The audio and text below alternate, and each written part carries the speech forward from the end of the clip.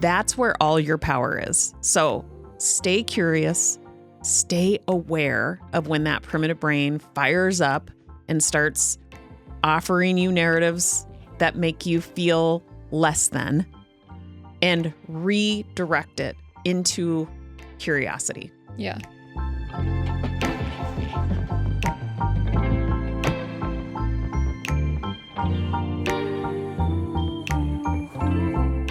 Welcome back to Just Ask Her, the podcast that helps you date with confidence, connect with real women, and finally feel in control of your dating life.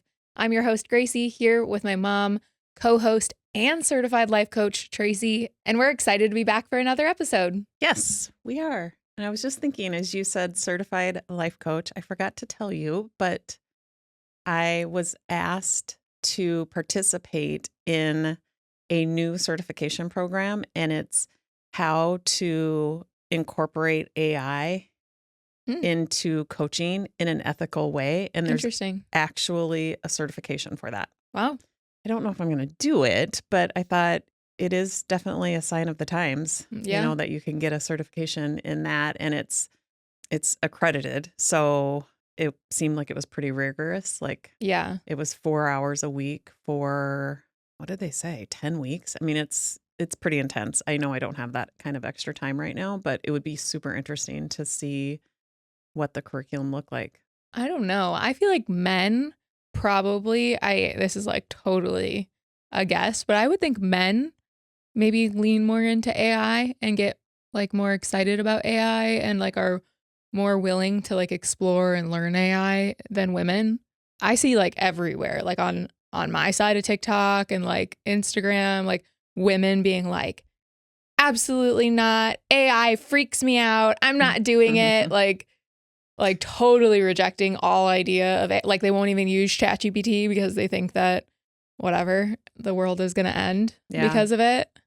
Yeah. I mean, it's not unlike anything else. It's, if something's new, it tends to scare people. And sometimes you just have to take some baby steps or jump in with both feet and recognize. You're the type to jump in with both feet. I'm definitely more of the like dip your toe in. Yeah, dip your toe in, ease your way there until you figure it out. But yeah, I feel like that's how I feel about AI. Like I am not totally against it or think that like you should just not use it. I think everybody should be using it and learning it. But it is scary too. Yeah, I mean, I think it doesn't really scare me. It makes me very curious about what's possible, and it obviously could be used for good or bad. Yeah. And I like, use what do you think about guys using it to help them write messages? I think it requires a lot of prompting. There has to be a human component to prompt it to support whatever it is that you need. And so if you don't prompt it correctly, it's going to come out very generic and it'll probably backfire on you. But if you prompt it in a way to make it understand who you are, what your values are, what it is that you're trying to get across, then I think it can work well for you. So yeah, it's just funny because I have a friend that when she started dating her now boyfriend, soon to be fiance, she had reached out to me and was like, I need an outsider's opinion here. Like, I just found out that he's been using ChatGPT to respond to our text messages. And I think that's so wrong. And I think that is weird. Like the fact that he has to use AI to communicate with me. And she was just like, or you could choose to think about it through the lens or, through the perspective of he cares enough that he wants to get it right. And honestly, it's, some people use it for grammar purposes. Some people use it for, like a spell check. Yeah. I know there are a lot of people that use it for ideation to like spark ideas and help prompt you to, elaborate and things like that. Yeah. I don't see what's wrong with it, to be quite honest. Like if it doesn't sound like you, then that's, it's probably going to be obvious. And well, it's so like I see guys using ChatGPT to write their bios on their dating profiles all the time. And I'm like, that sounds like ChatGPT. Like, you can't do that. No. Yeah. But Gracie can smell it a mile away, let me tell you.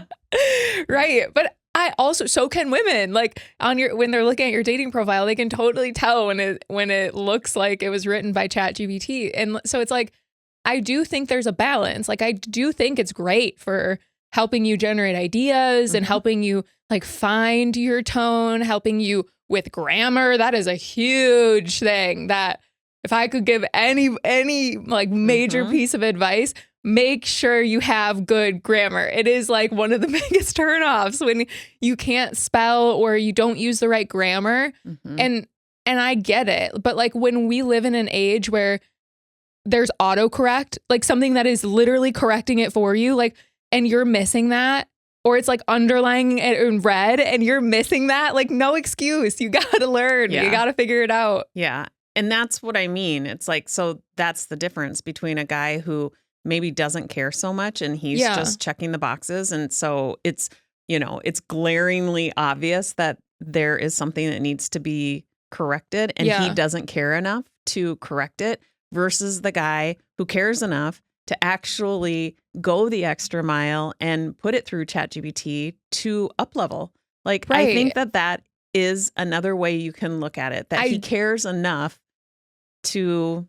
And that's exactly what I told her. That's exactly, I mean, just for context, like I have my own trained AI bot, Gracie 2.0, that we've trained so that guys can learn and like better their texting skills. And like my clients love it and they use it a lot. And I was just in there today because somebody was having a hard time accessing it.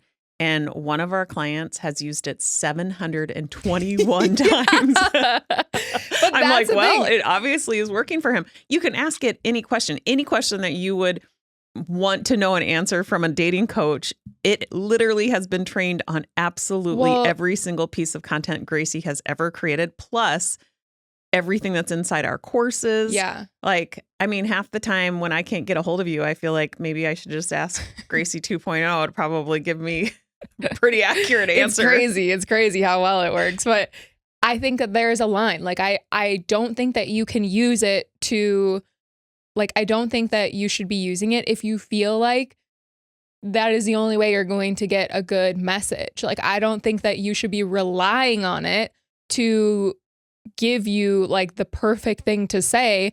I think you should be using it as a way to learn and grow. And like for our purposes, like I tell my clients, use this as a learning tool. Like you ask it the questions you want answers to, but learn from it. Don't use it as a crutch in all of your conversations. It's meant to teach you. It's meant to help you like learn how to text these women, but it's not meant to be you. It's not meant to be you in all of your conversations with women. Right. Yeah. It's not the alternative to you. Yeah. And if you use it in that way, your in real life approaches or in real life experiences will probably be much harder. Well, it also is going to like have a huge effect on your confidence. Like you're going to start to think that, and I fell into this for a really long time. Kind of crutch. Yeah. I fell into this with ChatGPT, like when it first came out, and I was like literally throwing everything in there and like totally disregarding my own ideas, my own like thoughts, my own sentences, because I was like, well, ChatGPT probably knows better than I do. Yeah. And it was like when I actually was taking a step back and reading them, I don't even use half of the things I'm saying. Like, why am I using this every single time I do something? Like, it can be a helpful tool, but you can't use it in lieu of you. Like you have to trust yourself, and it should be a tool to learn, not a tool to give you an out. Right. Yeah. That was quite the rabbit hole. Yeah. Yeah. Sorry. Well, hopefully it was helpful, but yeah. So I didn't sign up for the course. It's still in sort of a beta format. Like I said, it's accredited by the ICF or IFC. I think it's International ICF, Federation of Coaching, I think. International Coaching. No, ICF. Like I said, I looked through the curriculum and I am familiar with both of the instructors, Mm-hmm. and I wasn't convinced that I would learn all that much from them because I am so savvy in Mm-hmm. AI that I felt like to some extent this was kind of the new shiny thing that they could put out there. And I do think that there's people that have zero exposure to AI and it probably would be a great course, but I think I'm probably a little bit beyond what it is that they are trying to teach. And I'm the ethics of it though, I think I would be interested in. It's probably a lot of what we were just talking about. Yeah, like but how you should be but I using just it. right now time is a commodity, and Yeah, so for sure. anyways, let's get to our first submission. It was written in by Zach, and he says, "Hi, Gracie and Tracy. Thank you so much for everything you do. I'm a longtime listener, second-time writer. About a year ago, I realized I had a massive crush on a girl that I worked with. I was hesitant to say anything at the time because she had just come out of a 6-year relationship and clearly had a lot going on emotionally. I felt like I had been getting mixed signals from her and also genuinely felt drawn to the way she made me feel over the course of our friendship and how I grew as a result of the things she had helped me see in myself. We've been close friends for 4 years now. Over the course of the last year, I changed jobs and companies, and not seeing her around as much made me realize how strong those feelings were. I missed not seeing her every day in spite of us keeping in contact and seeing each other occasionally to catch up with a mutual friend. Separately, I ended up having an entire romantic relationship with another girl for a few months over the summer, and she fell for me pretty hard while I did not feel the same way, so I eventually broke things off. I've gone on several dates since with other girls, but still couldn't shake the feelings I felt for my former coworker. I spoke to our mutual friend, and she told me that I should make my feelings known, but try to test the waters a bit by trying to hang out one-on-one first by grabbing drinks after work together or doing some other activity. This was a few months ago. Fast forward to today. The three of us had a monthly happy hour catch-up session, and coincidentally, our mutual friend had to leave a little early. When we were alone together, my crush looked at me and prodded, "You have something on your mind. You have something to say. What is it?" So I ended up telling her how I felt, and she said she appreciated what I said and loved me as a friend. This was her initial reaction. However, she also apologized for not really having a thoughtful response, so I gave her more context on how this all happened. I ended up walking out with her, and we talked a bit about other things, and she said this is to be continued, and made a joke about having action items. Then she asked me to let her know when I got home, so I did. I also messaged her saying that I wanted to finish the conversation with her since there seemed to be something else she wanted to say. It's only been a few hours, so I may hear back from her soon, but my questions are, 1, what should I expect to happen next? 2, how do I get closure on this from her and continue the friendship we have? 3, how can I strengthen my ability to better understand the intentions and feelings of others I might be interested in, especially when it's not clear? And 4, how do I shift my focus and feelings from feeling disappointment and awkwardness to feeling excited and proud that I took a step in expressing myself and what I wanted so I can get closer to my goal of meeting someone great? While I'm a little sad that I didn't hear back that the feelings were mutual, I do genuinely hope she meets someone amazing because she deserves it. Wow. Okay. Well, let's just go in order of his questions. What should I expect to happen next? I don't think you should put any expectations on it, to be honest. I think it sounds to me like she told you how she felt. And while there might be room in that for that to change or like develop, or like a romantic relationship to develop, or feelings, but she did tell you how she feels, and whether she kind of went back on that or whatever that was, like it could have been because she was feeling bad, or she could sense that it was hard for you to hear. And I just think that the fact that you had the conversation is super impressive and like amazing. And I think you should always do this. Like, I think the way you handled it was great. I think that was your opportunity to tell her where you're at, and you took it, which is so amazing. Now I think it's time to respect where she's at. And until she tells you differently, you move on. And I just think that is best for your own good as well as hers. And that's best for your guys' relationship, like, or friendship, if you want to maintain that, which it sounds like you do. Yeah. And he showed years of restraint and respect. Now I think it's time for him to really dig deep and resist the urge to try to control the outcome. Yeah. I would also respect what she had to say and not try to argue with reality.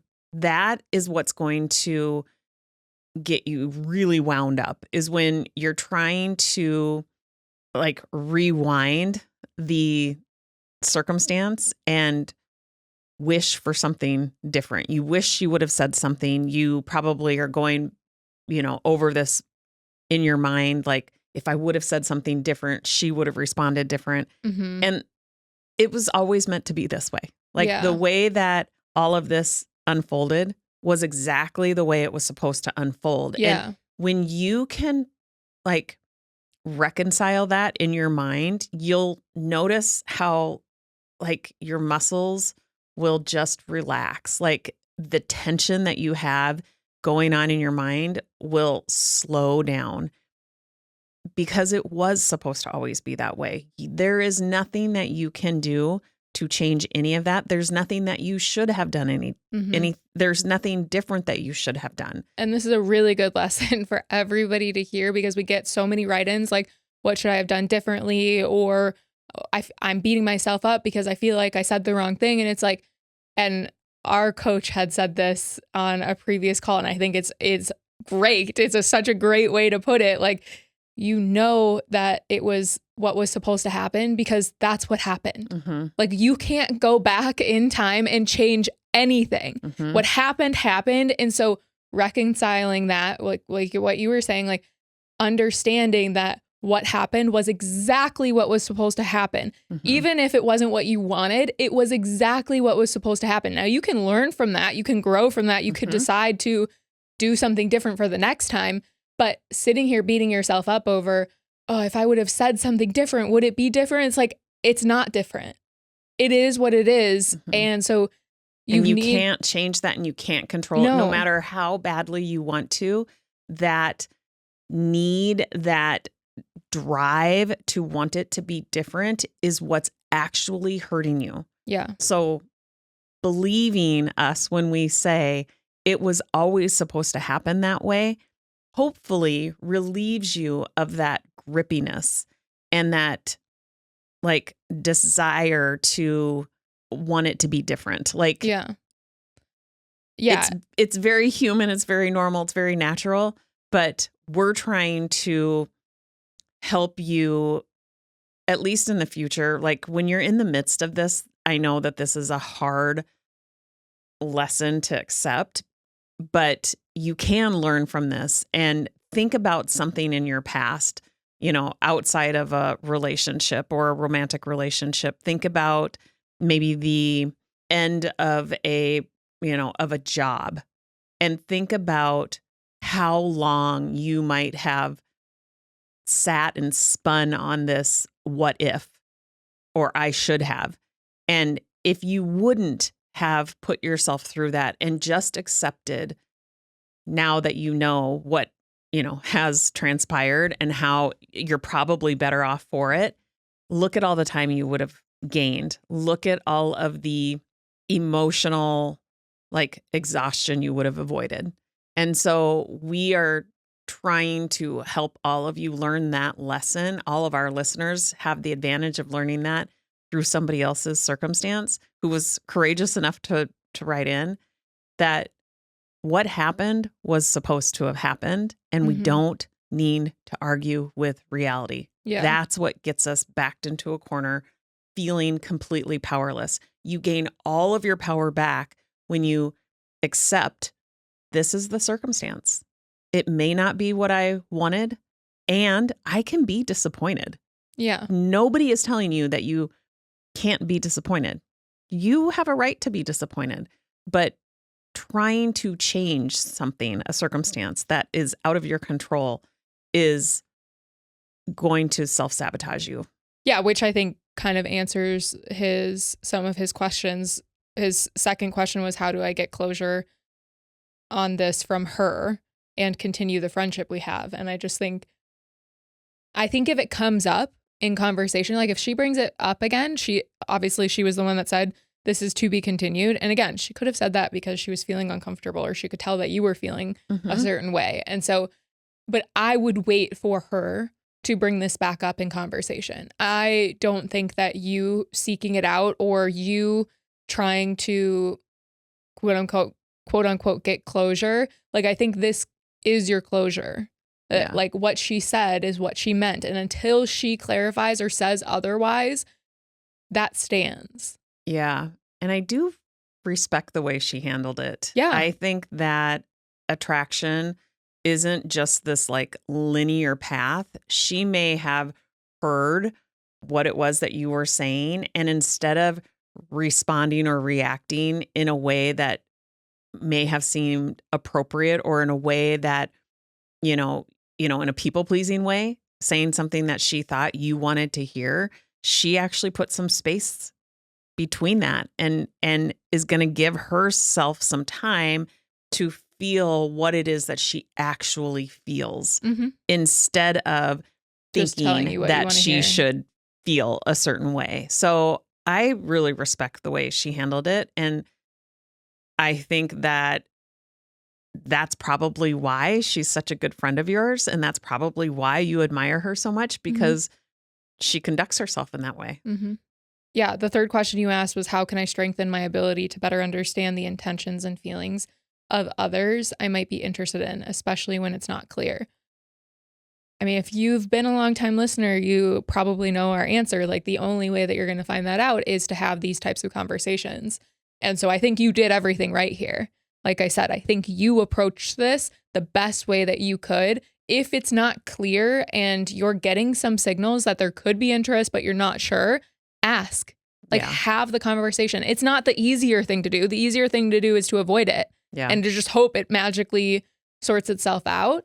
But you did the hard thing by having the conversation. And that's what you should do anytime you are unsure or don't have clarity on where somebody stands. Like, have a conversation with them about it. That's the only way you're going to know for sure. Right. And there is no skill that you can develop called mind reading. There is a skill that you can develop that helps you tolerate the uncertainty, the ambiguity that people leave you with, that unknown. The man that can connect to his values when he's left with a lot of uncertainty and stay regulated and use it as a way to just gather information without like abandoning all of his self-worth. That's the skill set.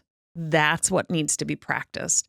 Recognizing that's the man that you're becoming. You can sit in uncertainty and not react, not have these knee-jerk reactions.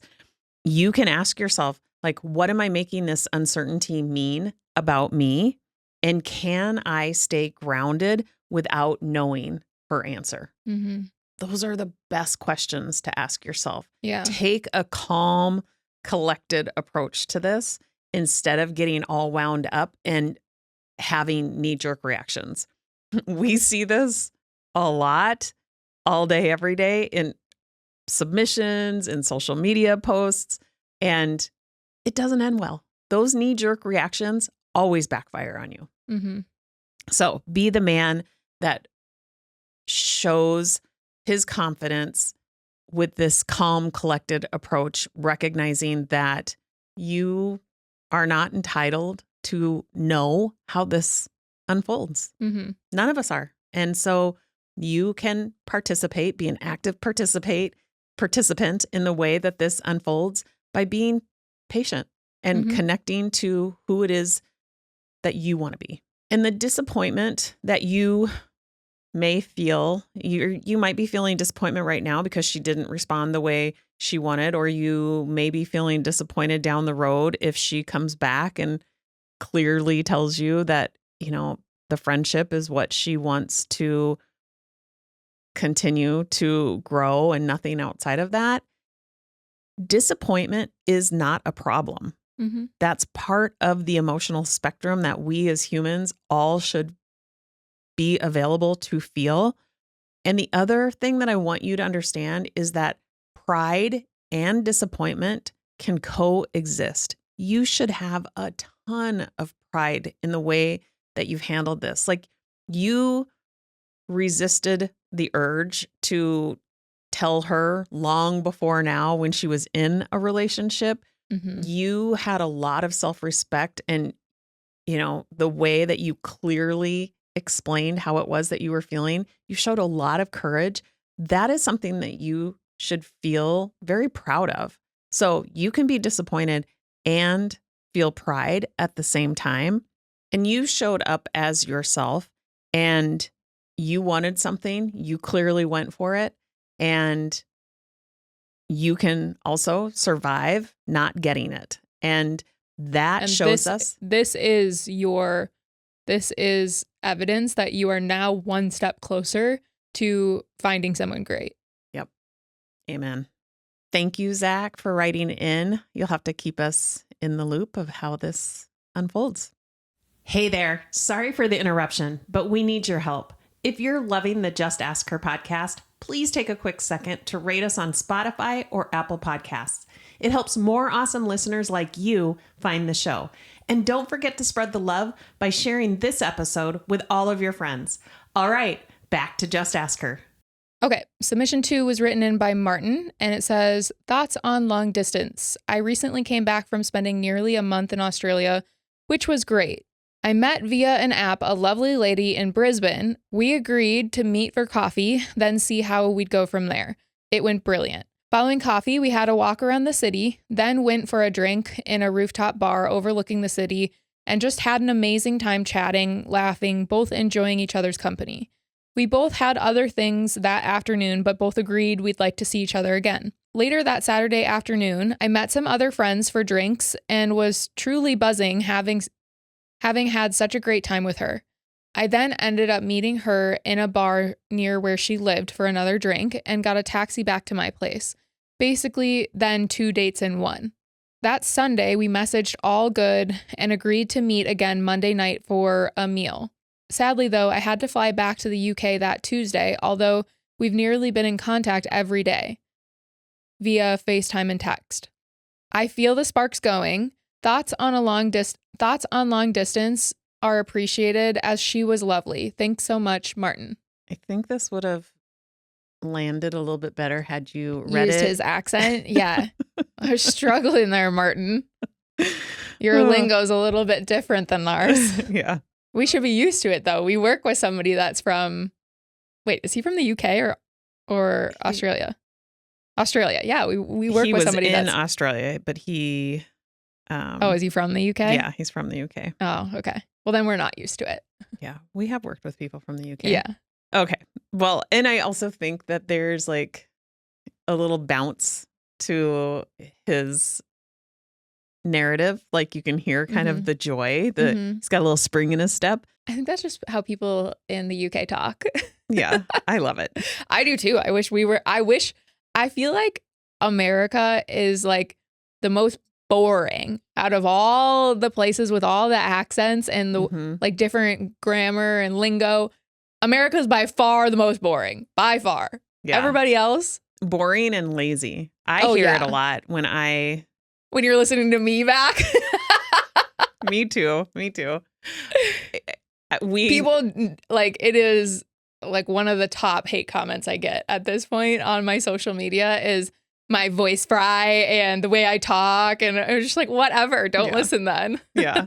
Well, we now have a post-production editor who is poor guy, fantastic, but he's probably rolling his eyes at how lazy our language is. And I've had friends gently tell me that I need to enunciate more, or, I use words wrong. And, I could put a ton of time into perfecting that, or I could spend more time really sharpening my coaching skills and helping more people.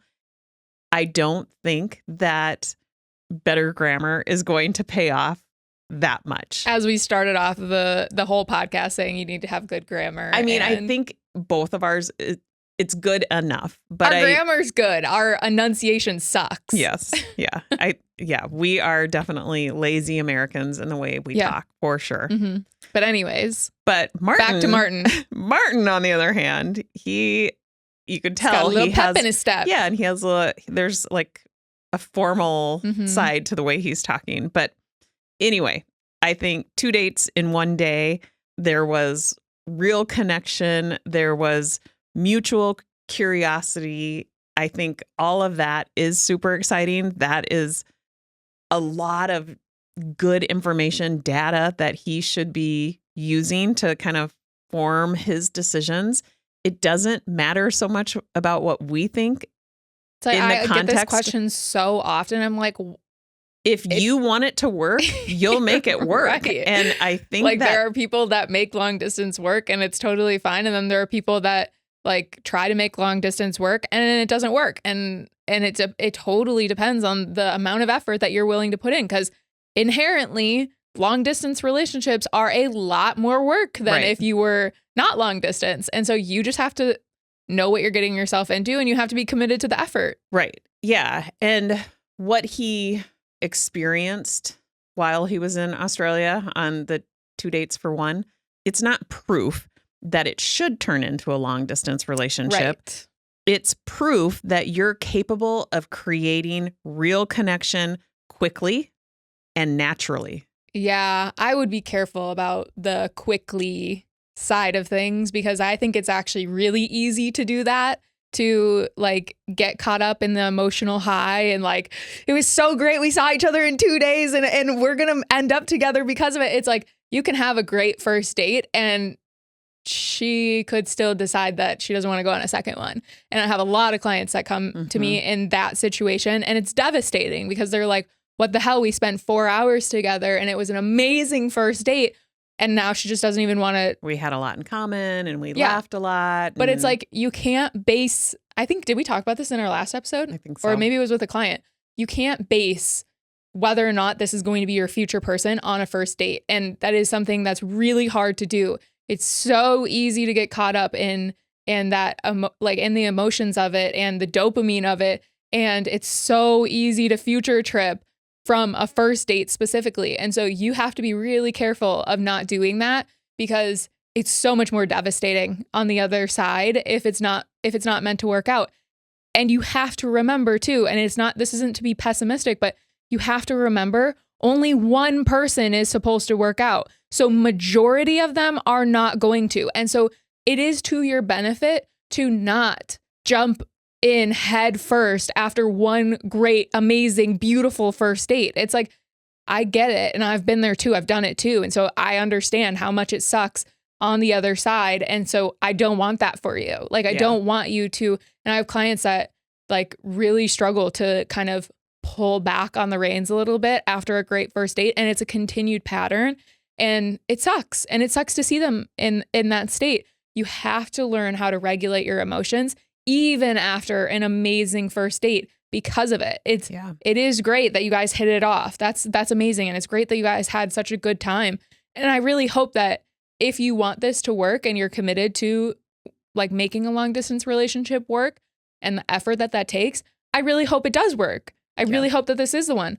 I wouldn't go into exploring this with the idea that this is your person because you had such a great date. I think some of the thoughts that I'm starting to hear form or potentially form are, there are sparks, so now I need to protect this. I need to do whatever needs to be done in order to keep these sparks going. Or long distance might just be the price of something special. Or I don't want to lose this. Like, these thoughts aren't wrong, but they are optional, and you have to recognize how those thoughts are making you feel and how those feelings are driving behaviors. Mm-hmm. I would say alternative thought could be, I'm grateful that this was such an amazing date and interested or curious to see if it turns into something more.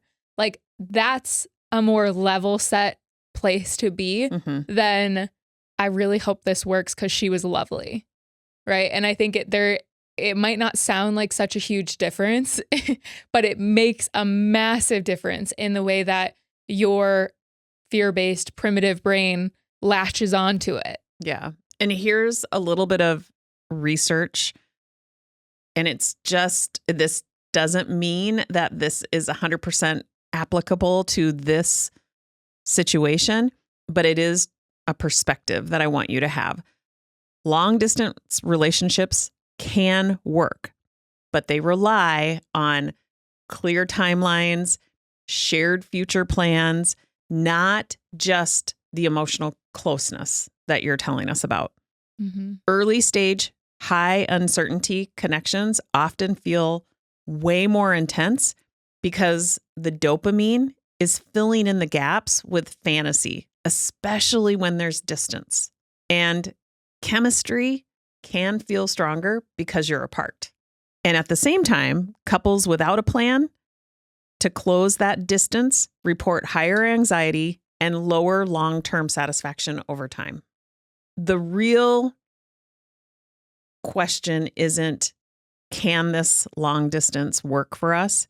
It's, who do I want to be while I'm exploring the possibilities, while I find out? Mm-hmm. And emotional adulthood is going to look like you don't rush to lock something down just because it feels good.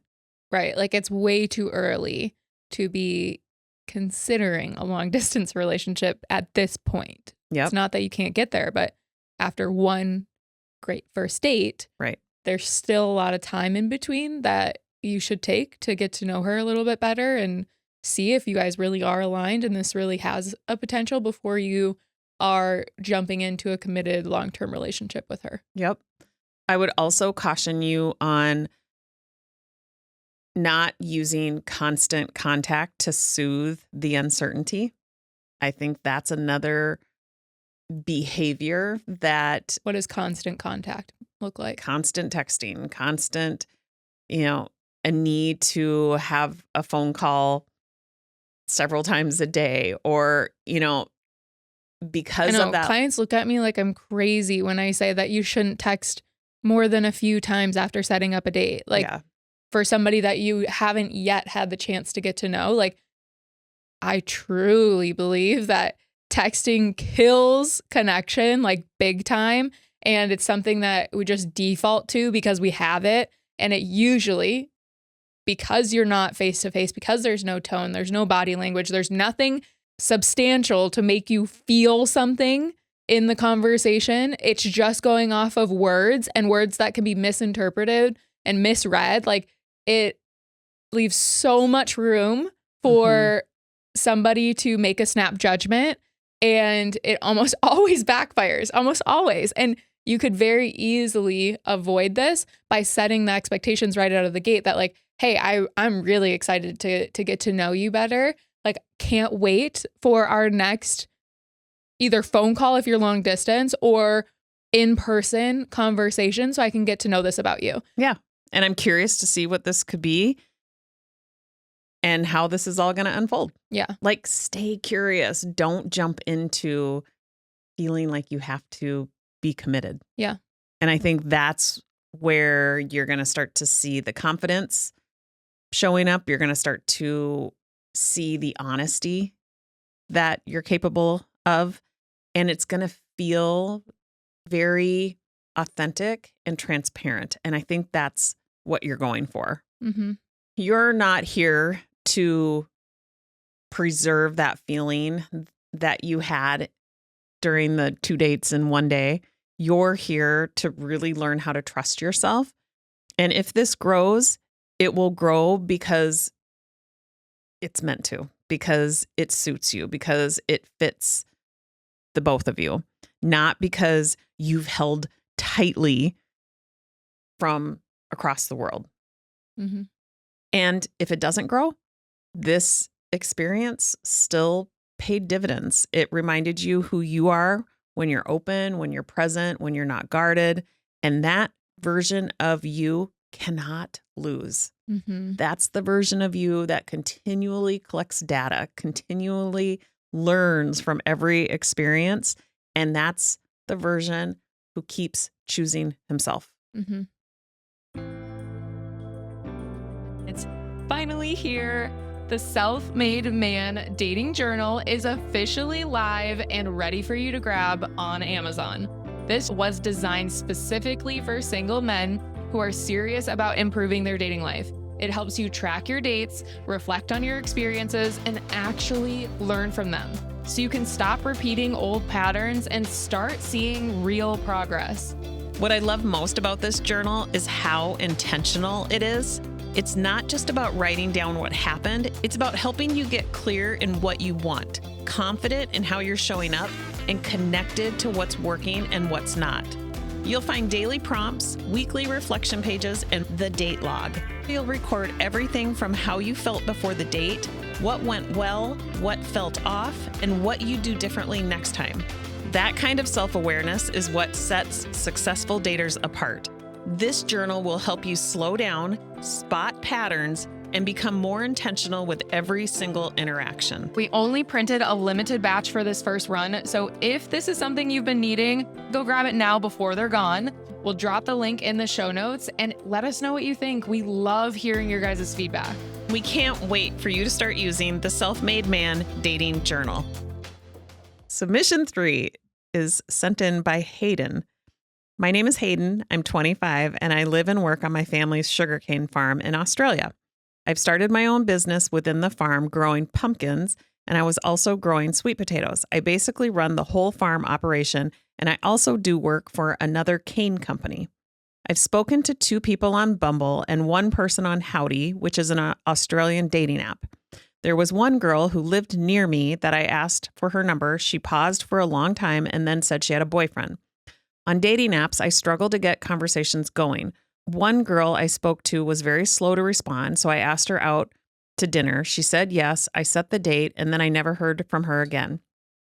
She wasn't too far away, about an hour and a half drive, and I was planning to drive down. The other girl lived about 13 hours away. We talked for over a month and found out that we had similar travel interests and hobbies. I knew she wanted to visit a particular rainforest, so I asked if she wanted to go later in the year, and she said yes.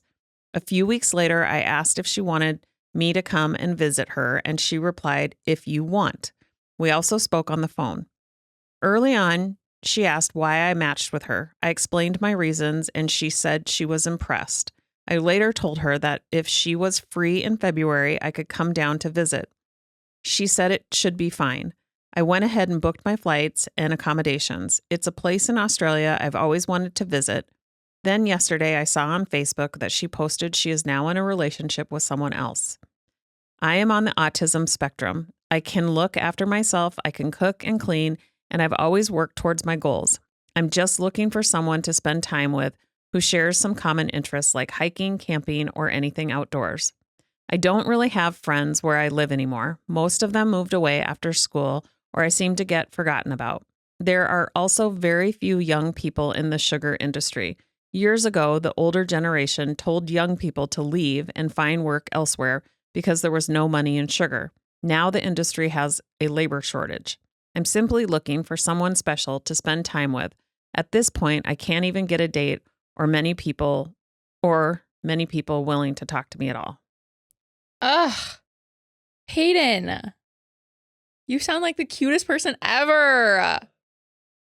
I mean, Wow. I love the honesty. I also love the fact that he's not blaming the women. I mean, how many submissions do we get with there's a lot of shade kind of thrown at the women?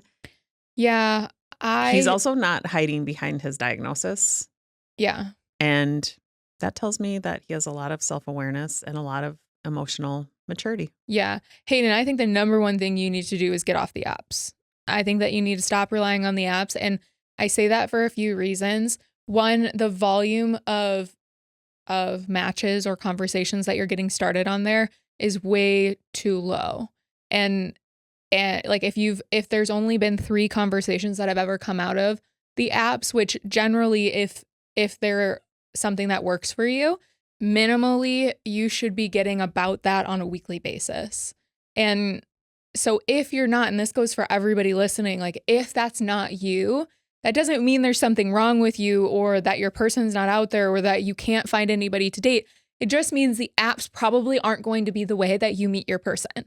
And I think that is super important to hear and like trust me on, because I think that sometimes the apps just aren't built for everyone. Right. And I, again, don't think that's anything about you or your character or your worth or what it is that, or like your ability to get into a relationship. But what ends up happening is guys put so much focus on the apps and so much time and money and effort into the apps only for them to not get them the results they're looking for. And then they decide that that's a reflection of their worth and what it is that they bring to the table in a relationship. And it just, that couldn't be farther from the truth. The apps are very competitive and they can be a good tool sometimes for some people. And there are things that you can do to optimize your profile, but there's only so much you can do. And if you're in a like secluded location, you don't have like the ability to get like updated photos of yourself, clear photos of yourself, good photos of yourself, like, or you struggle to get those opening messages out. Like there are so many things that can hinder your results on the apps that sometimes just make it that they're just not worth it. And when you're getting consistent results like you have been getting, Hayden, I would say that's a clear indicator that it's time to put your focus on in-person, meeting women, IRL, or through your network, through people that you know. And if you don't have a very large network, I would start there. I would start putting yourself in places that force you to meet new people, that force you to start building relationships in other areas of your life. Again, this goes for everybody. If you don't have a social circle in your life currently that you see on a frequent basis, we got to do something about that. Building a romantic relationship is so much harder when you don't have other relationships in your life because you don't have the experience, the social experience that would help you on dates, and you don't have other people in your corner to help support you when dating gets hard. Both are two very, very, very important things that you need in your corner, that you should minimally have in your corner before you consider like diving all in on dating. Yeah. And that's not to say, again, like that you don't deserve somebody right now or that you couldn't find somebody right now, but your dating life will get so much easier and more manageable if we can knock those two things out first and then start shifting focus to meeting women you'd be interested in that are of the same age range. I know it might be hard with like where you work and maybe where you're located, but there are always options. There's always options for that. Yep. And research shows more than 60% of dating app conversations die without a reply. Yeah. 60% of dating app conversations die without ever being replied to. The other thing is that there is such low accountability on these dating apps. The women are doom scrolling. They do not think that there's somebody else on the other end whose feelings may be impacted by their lack of response. Yeah. And there is such an uneven playing field going on. I mean, women are being inundated. Like I had set up a profile for like research purposes. Like I wasn't using the profile and except for just like watching how it's working, the new features and things like that. I had set one up on, I think it was Bumble, and I checked back on it a month later, like literally it might've been less than a month later. I had over 1,500 likes. 1,500 likes. And that is so many people to comb through that at some point you just start scrolling without thinking about a thing. Yeah. Like you're just trying to get through the mountain of people. And that's the huge con. That's a huge downside in dating apps. I think certain dating apps are starting to like manage that. Like Hinge, I think you can only have a certain amount of matches at a time, which is great. I think that's a huge, that's actually gives men a little bit of their leverage back. So that women aren't having like 10 plus matches at a time and then you get lost in the sauce. Like I think that there should be more guardrails, but a lot of apps don't have that. And they definitely don't have it on how many likes you can get. And so that is something to keep in mind is like, it is not about you. Yeah. It's about how these apps are designed and it's really hard to win on them. Yeah. This is nothing personal. It is truly a broken system. I sent Gracie a text this morning, which I'm sure she didn't read, but it was something that I saw on social media about you should never be afraid of speaking your mind against popular opinions. And that, you know, if there is an enemy to whatever, you know, industry or field or topic you're talking about, you shouldn't be afraid to attack that enemy, you know, like on social media. And it got me thinking, I was like, who's our enemy? And the first person that came to mind were the women that I want to throat punch that are so mean sometimes unnecessarily to the men. But secondly, it was the dating apps.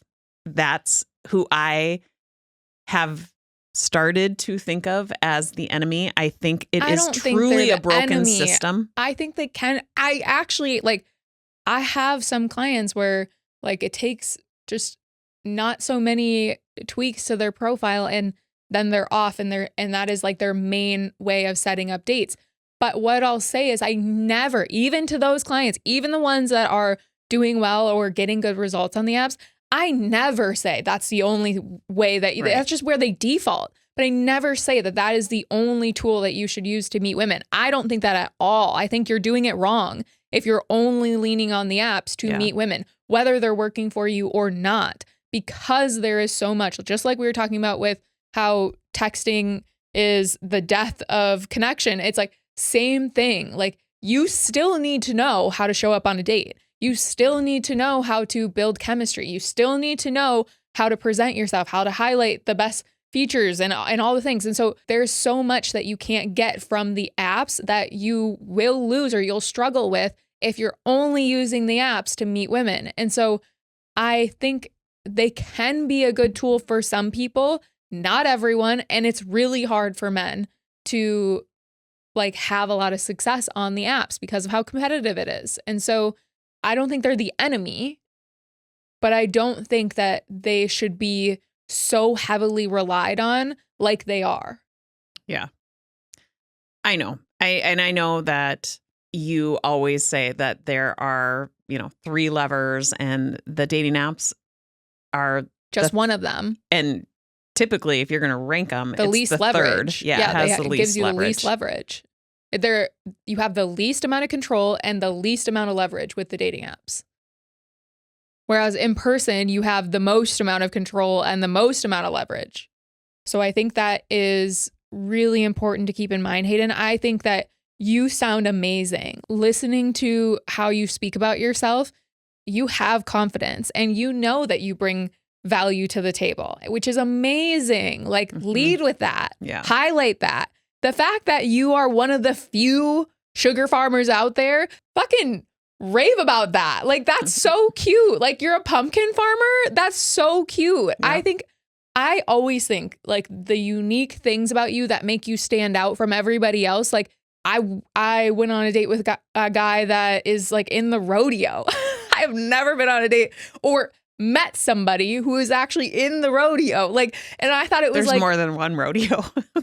Well, right. Not the rodeo. Rodeo industry. I don't know. Like he rides bulls for a living. And I was like, that is the coolest thing. Like, I love that. And I think what women want to see is they want to see that you love these things about yourself, that you have passion about these things. She doesn't have to have the same passion. She doesn't have to also be in it. She doesn't have to understand the farming life. But if you talk about it with such passion and like pride, that goes such a long ways. Like lean into that. Yeah. And I also want to speak to the autism because I think that matters. And I definitely don't want to gloss over it. He also talks about that as part of who he is. And I think that too is important.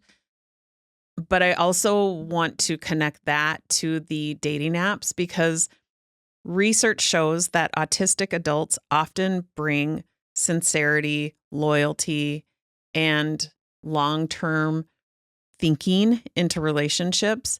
But where things get hard is that ambiguity. It's that ability to like interpret things in many ways, and things can seem a little confusing and less direct. And dating apps are nothing but ambiguity. Like vague emojis and, soft yeses, just like that lady gave him. And like those non-answers where she was like, that could work. Yeah. That's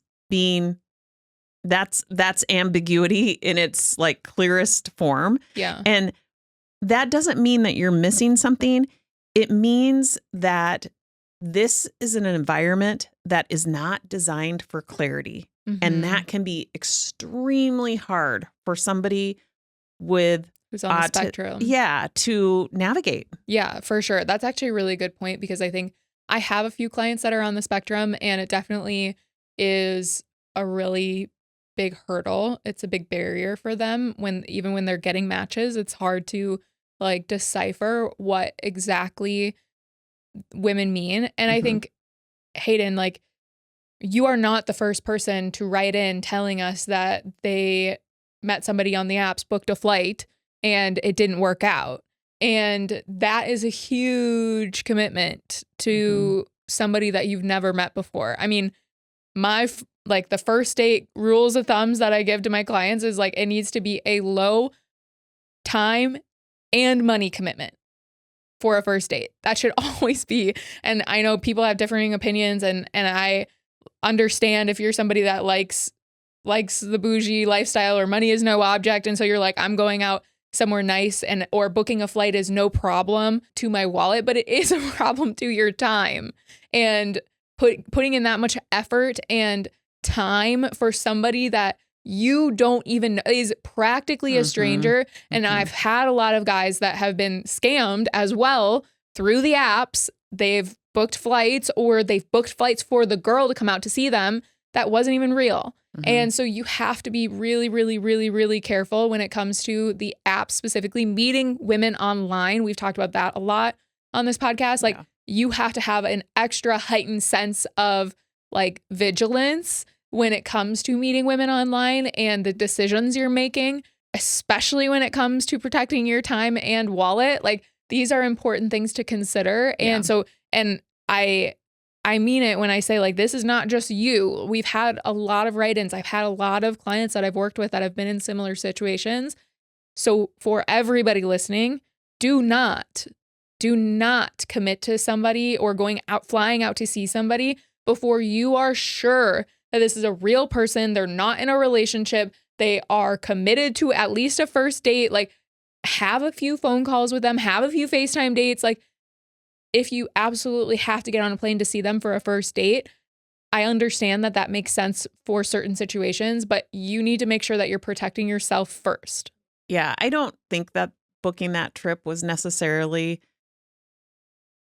a mistake because I think it is something that he can learn from. I think that the disappointment is coming from assuming that there was a commitment where there really wasn't one that was clearly stated. She was very vague, and it's not a character flaw. That is a learnable skill. Yeah. And the bigger thing here is it sounds like he feels very isolated. It sounds like he's feeling lonely. And I don't know if that's necessarily all about dating. It sounds like the loneliness is coming from a lack of social, like, Totally. integration and I think maybe not necessarily the lack of a romantic partner. It's probably both. I think there's probably room for both of those in there for you, but I think this is a great opportunity to lean into the things, the interests that you already have, and start doing them in social settings. Your interests like hiking, camping, being outdoors, there are people and groups of people that get together to do stuff like that. You can honestly find groups at this point. You can find groups for literally anything. And now, like, whether they're local or not, that's something that you have to kind of do your research on. But there are social groups that get together, and even the smallest of towns, like people that get together to do like cribbage league, or like I think it's like the cutest thing ever to find stuff like that you already love doing. And even if it's you starting something, like if you have specific interests and like you want to try to put a group together in that interest, you should do it. Like you shouldn't be afraid of the fact that if there isn't something already going in your location, of starting something yourself. If you feel lonely in that town, there's probably other people that do too. Yeah. So every single time your primitive brain fires up, Hayden, and starts offering you the narrative around what's wrong with me, I want you to redirect your brain and ask the question, what environment lets me be fully myself, and who's going to meet me there? Like, get into curiosity.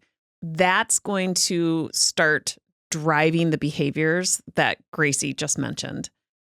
And that's where all your power is. So stay curious, stay aware of when that primitive brain fires up and starts offering you narratives that make you feel less than, and redirect it into curiosity. Yeah. All right. That concludes episode 65. Awesome. Thanks for writing in, everyone. Yeah.